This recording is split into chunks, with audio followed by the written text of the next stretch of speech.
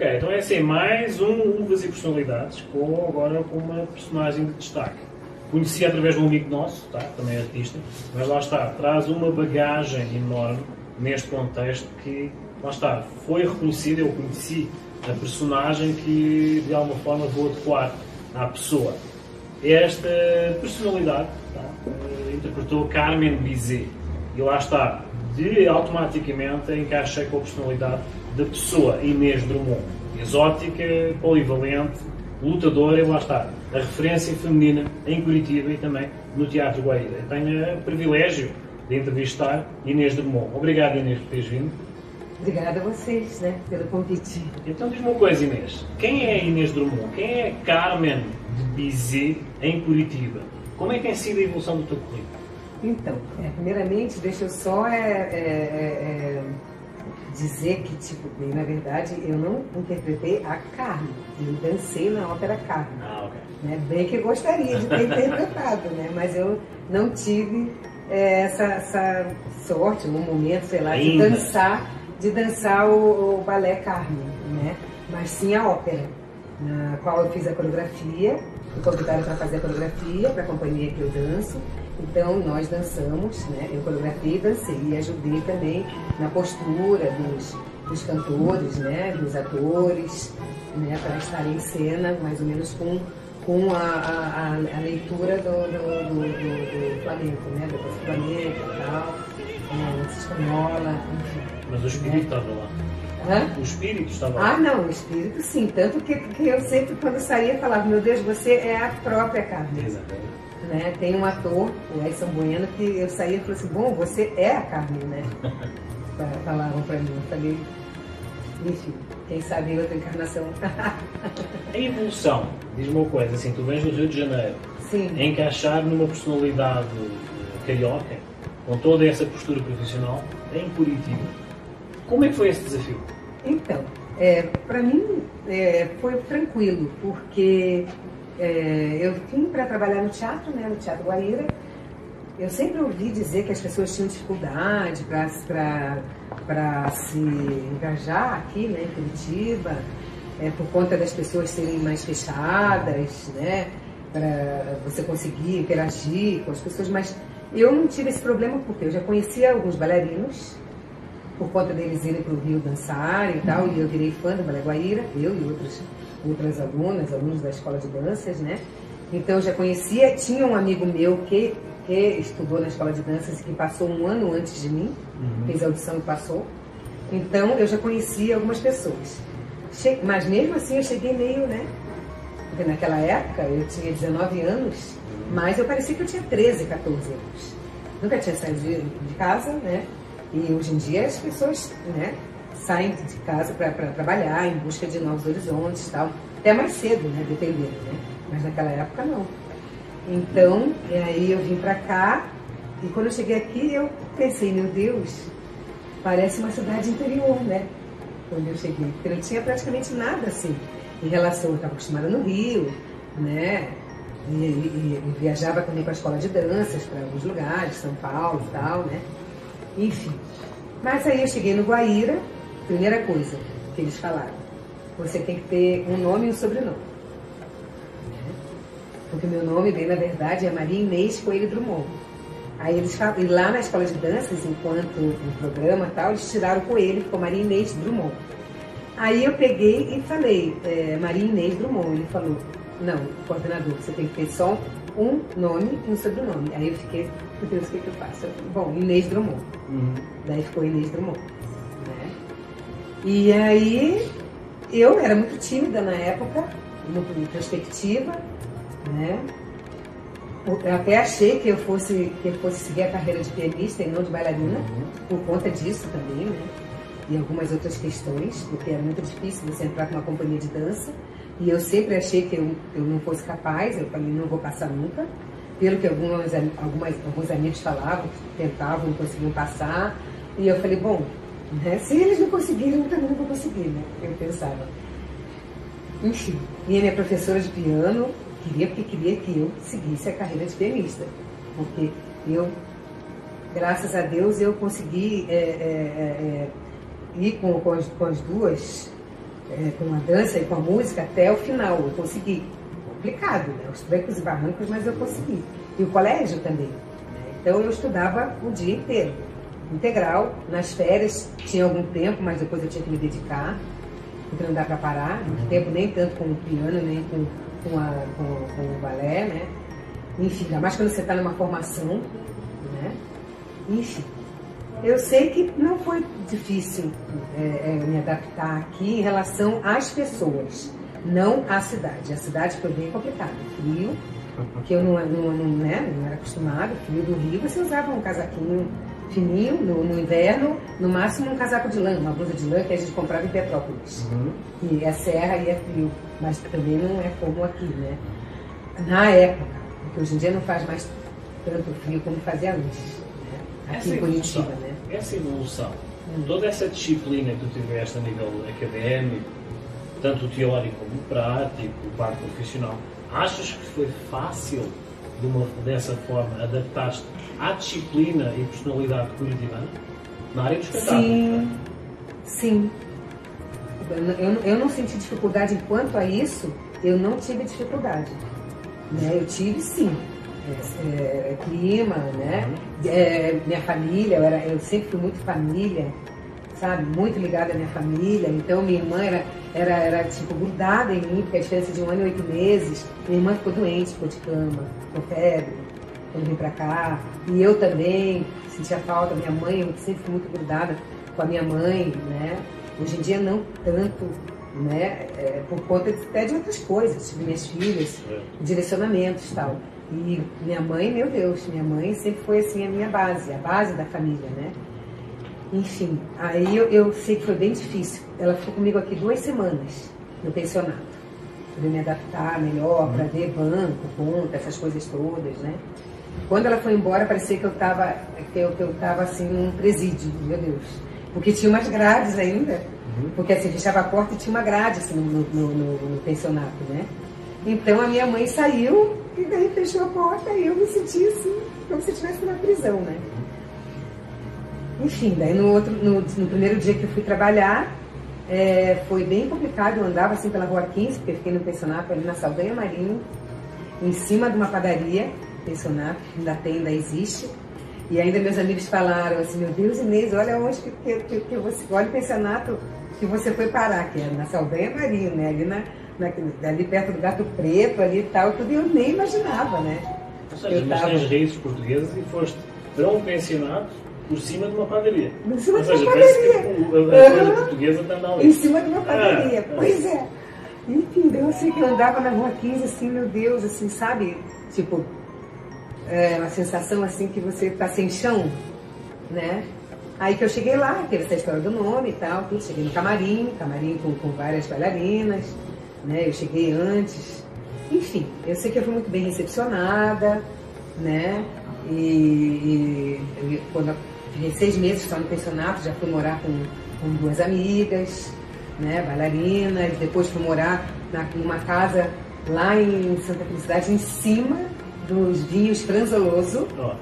Tá uma questão portuguesa. Que tinha um cheiro de vinho. Pois no começo a gente ficava com aquele cheiro, depois a gente acostumou. Tinha uma adega, né? Era uma fábrica de vinhos, tal, ali, vinhos Franzoloso, onde a gente foi morar. Éramos 7 bailarinos. 5 bailarinos e 2 bailarinas. Né? Eu e uma outra carioca, que na época era minha melhor amiga, né? Também. Uma coisa, agora vou te interromper. Essa referência, tu és uma referência, ponto final. Estás há uns anos já em Curitiba, mas assim, agora eu quero que tu me digas o seguinte: a responsabilidade de te sentires como o feminino da arte, aqueles que querem ir para a tua área de balé, essas jovens que têm-te a ti como referência e chegam a ti e dizem assim, eu quero ser como tu. Como é que tu te sentes?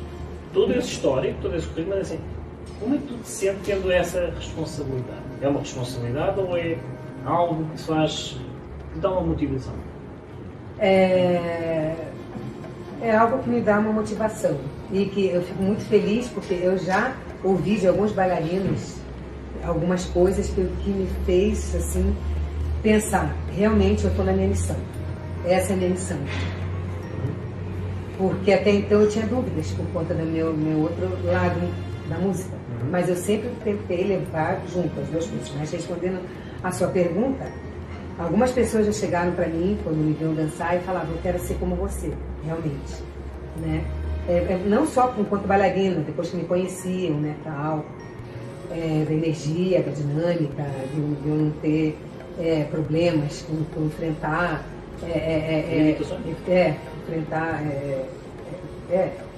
sem limitações. Obstáculos, né, tal, enfim. Uma vez eu estava atrás, passando atrás do palco do Bairão, né, nas coxias, e eu encontrei com um bailarino que já estava no Balé Guaíra. Ele tinha acabado de passar para o Balé Guaíra. Aí ele chegou para mim e falou assim, Inês, vem aqui, me dá um abraço. Oi, querido, tal. Robson Schmueli. Ele está na companhia, ele está no Balé de Niterói, lá no Rio. Né? Mas ele dançava na Helene Petzer, jazz. Aí depois ela implantou o balé clássico também, ele começou a fazer mais aulas.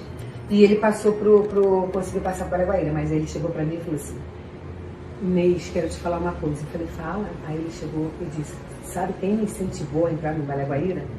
Você, ele falou. Sabe como? Quando eu vi você dançando um solo do Segundo Sopro, que é um balé que a gente dançava, que chovia em cena, e eu fazia um solo na farinha de trigo. Tinha 25 quilos de farinha de trigo no fosso da orquestra, porque a gente entrava no fosso, né? E aí conforme era tudo cronometrado, conforme ia terminando uma cena, o fosso ia subindo. E encaixava, na hora que terminava a cena de dois bailarinos dançando, encaixava e eu subia, né? Eu subia e já começava a fazer a movimentação, né? E era muito bonito e era inusitado, por vários motivos, né? Primeiro, farinha de trigo no chão. E eu subindo, né, no fosso da orquestra. E chovia em cena depois. Por isso que eu dançava no fosso. Porque como ia chover em cena, ia cair água, não podia, primeiro, os bailarinos não podiam dançar na farinha de trigo, né? O resto da coreografia, né? Então, acontecia desse jeito. Tanto que quando a gente dançava em outros lugares que não podia ser no fosso da orquestra, que não tinha, ou era ao ar livre, eu tinha que dançar, a gente dizia, no seco, sem a farinha de trigo, né? Porque era mais difícil, porque o efeito da farinha que dava mais a movimentação, porque senão a gente tinha que se esforçar muito mais para passar, porque não tinha, que era esse efeito, né? Mas, voltando, né, ao que você me falou, então, ele chegou e disse, que quando ele me viu fazer esse solo, tal, que ele ficou encantado, ele falou, eu quero entrar para a companhia e eu quero dançar esse balé. E ele dançou. O balé, claro, não o solo da farinha, porque era feminino, né? Mas ele dançou. E aí um outro rapaz também, que eu voltando de Lisboa, quando a gente dançou lá no Coliseu, no G3, né? Nós ficamos 2 semanas dançando lá, o Grande Circo Místico, que foi uma obra assim que levantou assim, o Balé Guaíra, com o diretor Carlos Trincheiras, português, né? Ele levou a gente para lá, e então nós dançamos 2 semanas. Então, eu estava voltando de viagem, no avião, e do meu lado estava um rapaz. Aí fomos conversando, aí o rapaz chegou e falou, você está indo para onde? Tal? Eu falei, estou indo para Curitiba. Você estava fazendo o quê, né, tal? Aí eu falei, eu estava dançando. Você é bailarina? Eu falei, sim. Ele falou, meu Deus, eu queria tanto ser bailarina. Ele dizia assim. Eu falei, por que você não faz aula de balé? Porque naquela época, em 84, hoje em dia até é mais tranquilo, mas naquela época, complicado. Eles tinham que sair de casa, porque os pais a maioria dos pais não aceitavam, né? Não apoiavam. né? Para mulher já era difícil, imagina para homem, né? Aí eu sei que eu conversando com ele, eu falei, olha, tem a escola de danças, que é gratuita, e para rapaz é mais tranquilo, porque não tem, então eles sempre estão atrás de rapazes. Por que você não vai se informar? E aí você não precisa de apoio financeiro, porque eles vão super te apoiar, porque é gratuita. A escola tem que fazer um teste, né? Mas com certeza você é capaz que passe e tal. Enfim, eu sei que daí dei tchau, a gente desceu e tudo, ele foi pro Rio, ele era carioca, e eu fiquei em Curitiba e tal. Aí eu sei que anos depois eu estava nos corredores do teatro, falando com alguns amigos do Grupo Corpo, né? E um rapaz também me interpelou e falou, Inês Drummond, falou assim, quero falar com você. Eu falei, nossa, você é novo no Grupo Corpo, né? Eu não te conhecia. Aí ele falou, sim, sabe quem eu sou? Ele falou. Eu falei, quem tal? Aí ele me disse o nome dele, que agora me falhou, mas eu lembrei até esses tempos que eu estava comentando com alguém. Então, eu sou aquele rapaz que sentou do teu lado no avião. E por sua causa, eu fui na escola de danças, e fiz uma inscrição, fiz a prova, passei, e eu estou aqui no Grupo Corpo.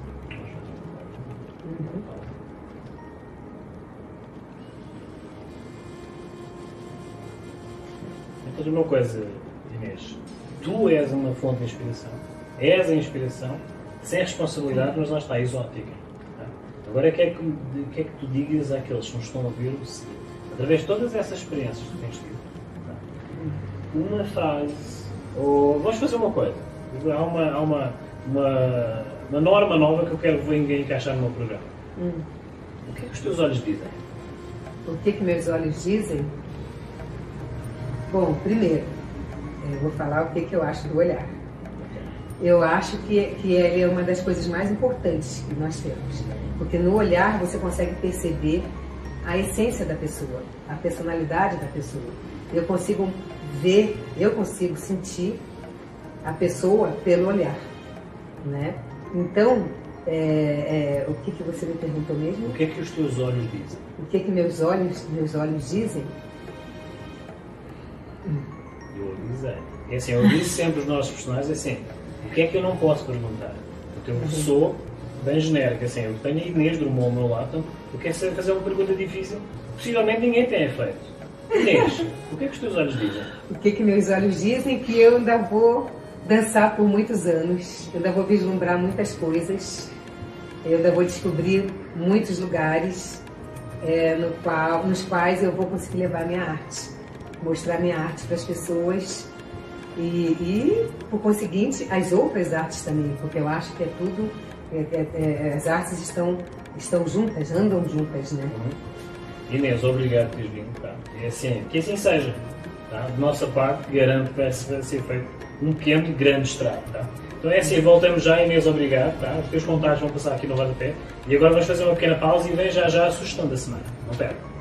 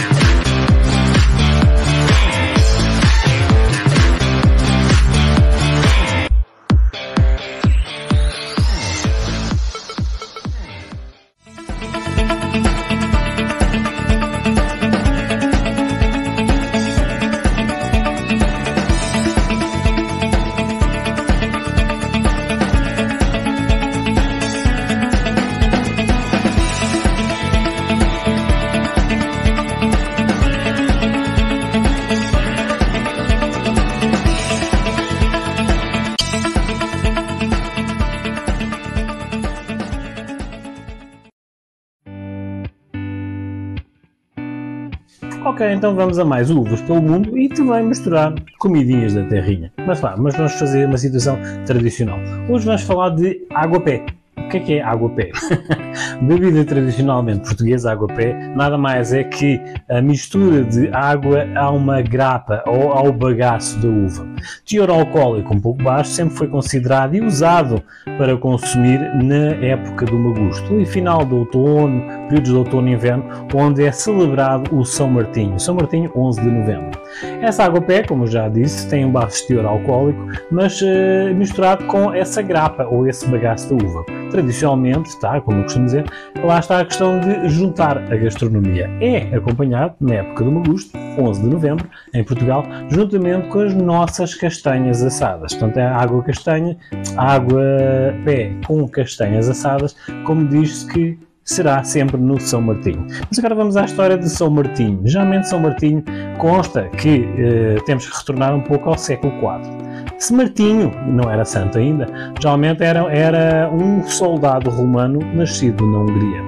A situação que de alguma forma o denominou como santo foi a questão de um pequeno milagre que surgiu ao dividir a sua capa, quando estava no seu cavalo, viu um mendigo à chuva, com aquela chuva torrencial. Mas a partir do momento em que se mostrou condescendente e rasgou a capa, ou dividiu a capa dele, para oferecer ao mendigo, para o proteger da chuva, de alguma forma surgiu um sol inesperado. E lá está, segue a história que São Martinho, lá está, sempre pão e vinho, uma das frases de gíria que nós usamos lá em Portugal, de alguma forma surgiu esse episódio como o milagre de São Martinho. Há exatamente essa questão para significar o milagre de São Martinho, o verão de São Martinho. Há um período ali de 11 de novembro que pode ser no inverno, pode chover torrencialmente, mas no dia de São Martinho fará sempre um sol milagroso, exatamente para as pessoas celebrarem, mesmo com frio, mas com sol, o consumo de água-pé e castanhas assadas como para elogiar e significar o dia de São Martinho. Lá está, com água-pé e castanhas assadas. Como vê, nada do que é passado não poderá ser presente e será sempre contemporâneo. Quando estiverem em Portugal, peçam uma água-pé, tá, juntamente com castanha assada, e vocês vão ver que tem uma harmonização, tá, tradicional da cultura portuguesa. Estas e outras histórias vocês encontram lá no meu YouTube, Uvas e Fernandades, onde vocês podem escrever, é gratuito e a gerência agradece. Assim sendo, até um próximo episódio.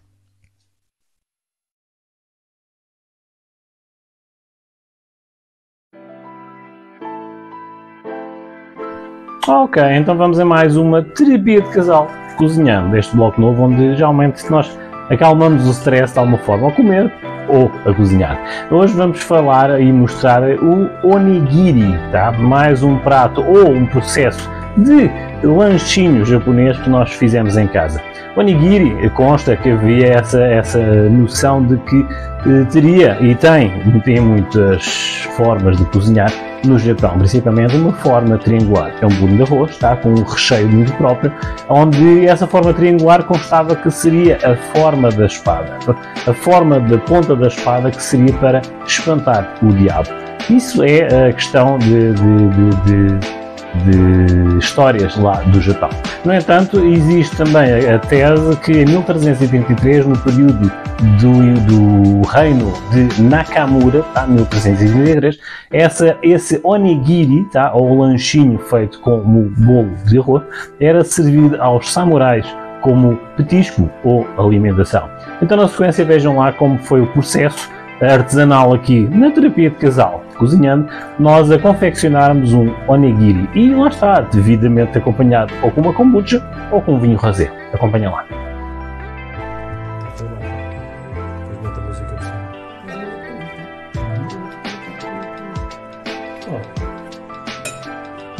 Bom?